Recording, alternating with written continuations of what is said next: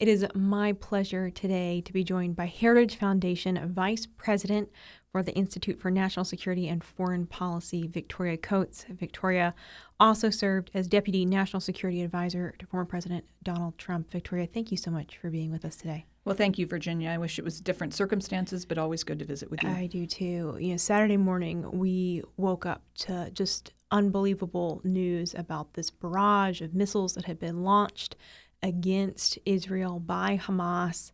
And we were just all watching in amazement in real time as we were seeing this situation unfold.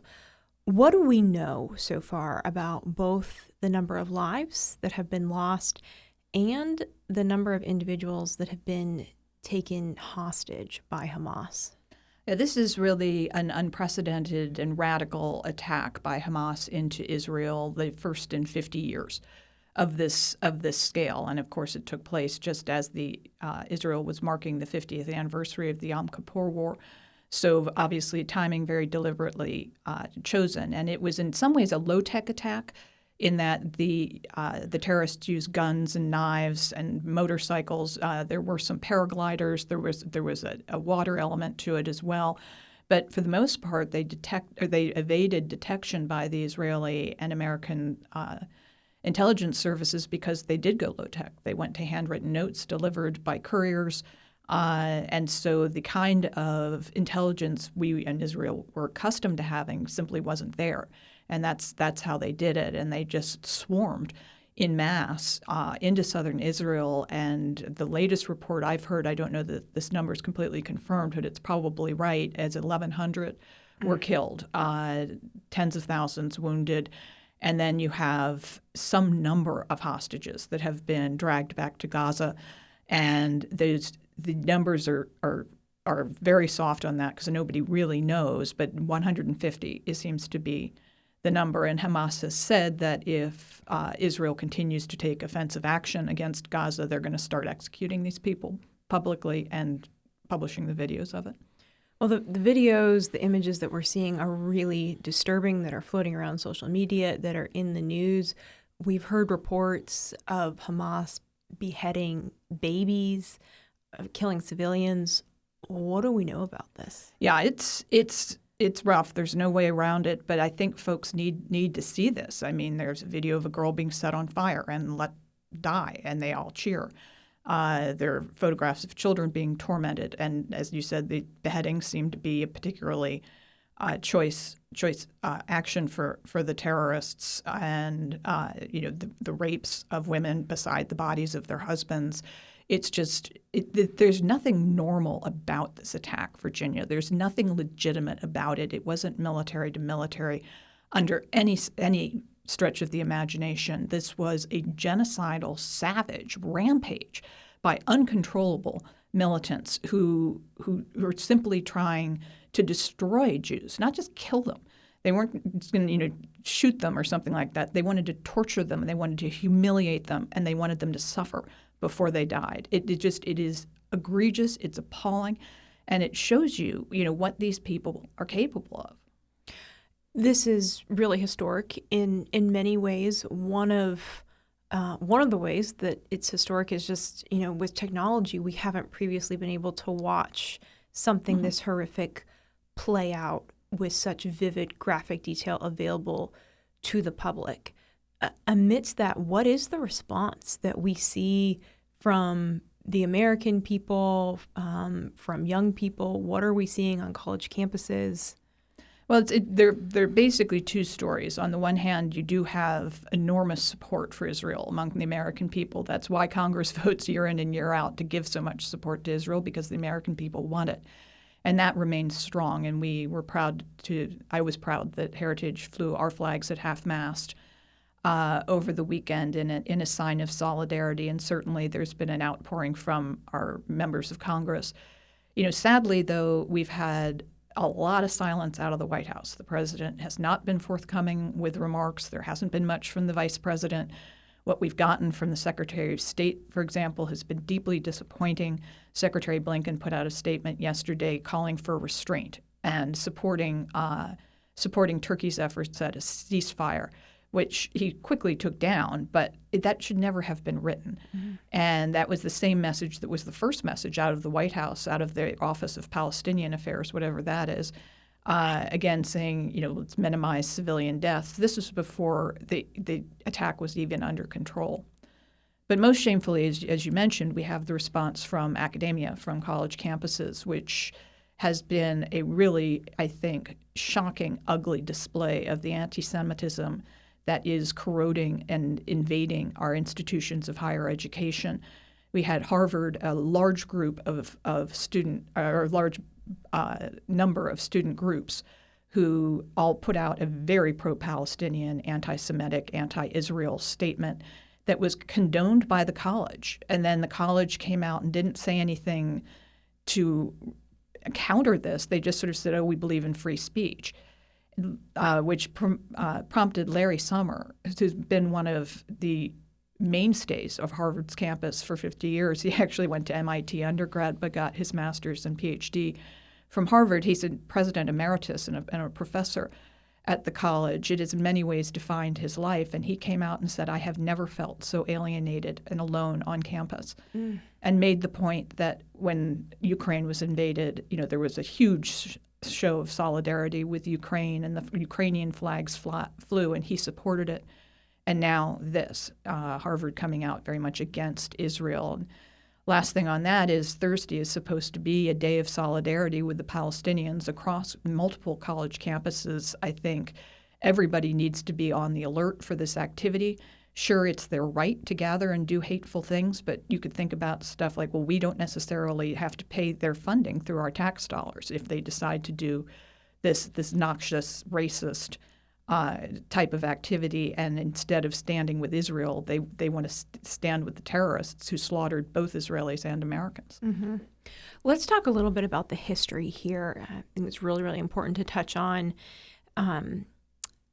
Explain, if you would, just some of the background of the conflict between Hamas and Israel. Of course, Israel has now declared war on Hamas in response to the attack.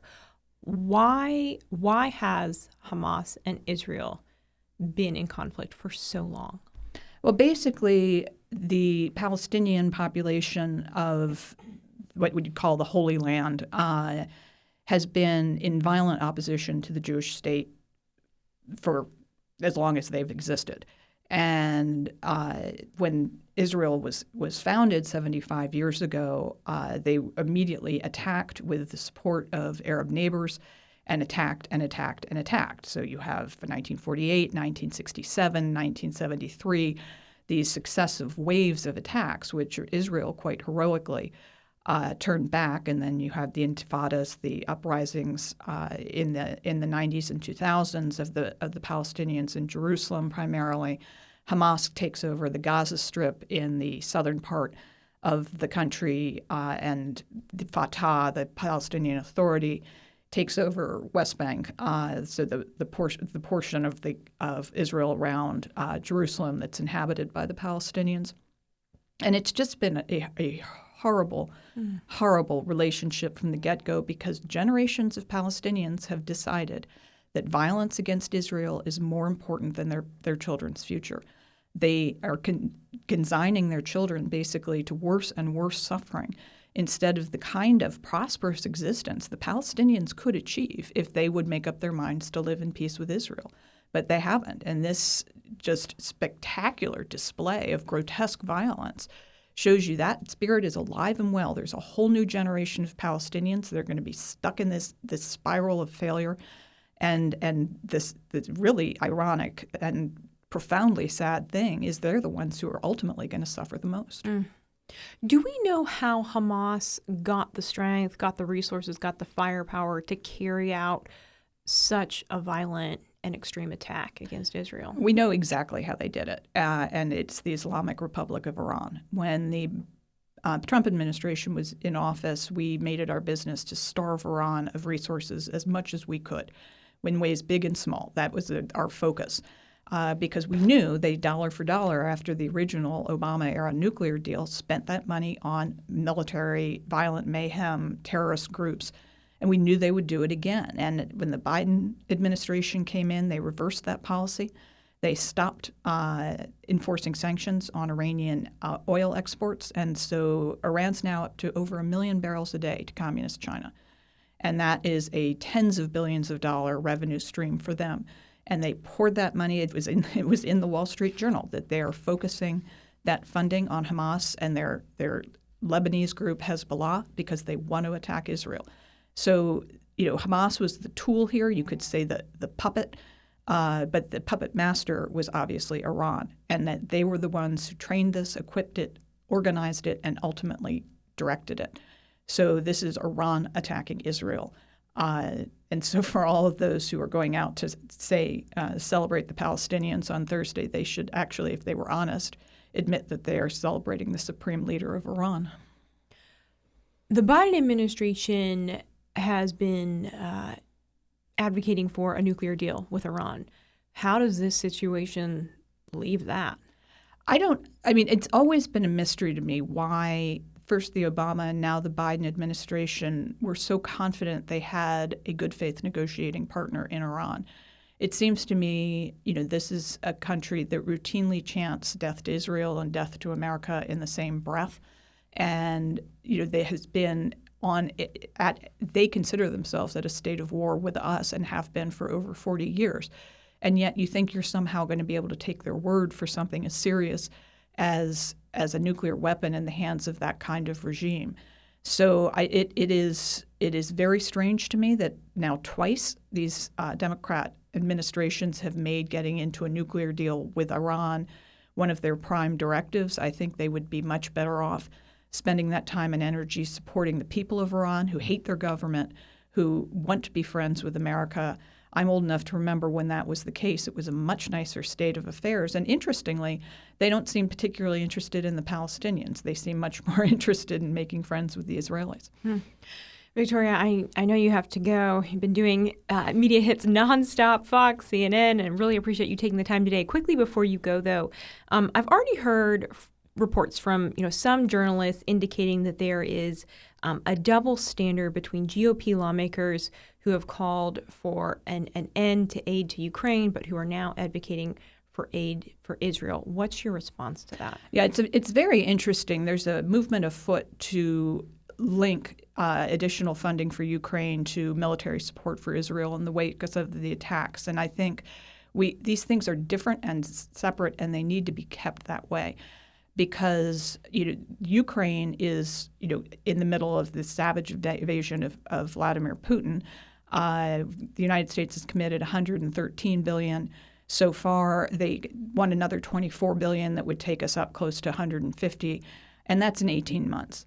Over the course of Israel's 75-year history, the U.S. taxpayer has given Israel $150 billion. So that's 2 years versus 75 years.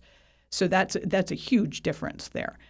Another difference is the historic nature of that investment in Israel has developed Israel over time with the ingenuity of the Jewish people into one of our greatest allies.